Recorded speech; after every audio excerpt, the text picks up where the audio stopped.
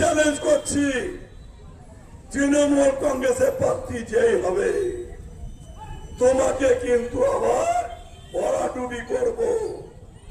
7,000 ভোটে হেরেছ, তোমাকে এবারে 20,000-এর নিচে নয়, 20 থেকে 25,000 ভোটে বিজেপি প্রার্থীকে পরাজয় করবই করবই করব।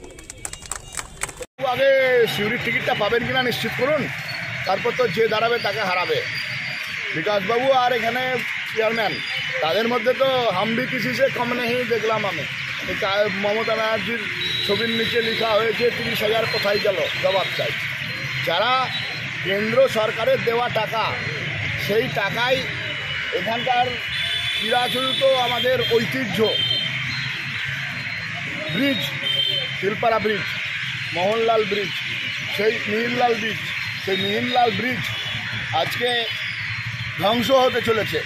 সেই ধ্বংস রক্ষণাবেক্ষণের জন্য কেন্দ্র সরকারের দেওয়া টাকা, সেই টাকা যারা লুট করে নেয় তার কথা বলতে গেলে যারা বিভিন্ন রকম আন্দোলনের নাম করে আজকে বিজেপিকে মুখ বন্ধ করতে চাইছে, বীরভূমের মানুষের মুখ বন্ধ করতে চাইছে।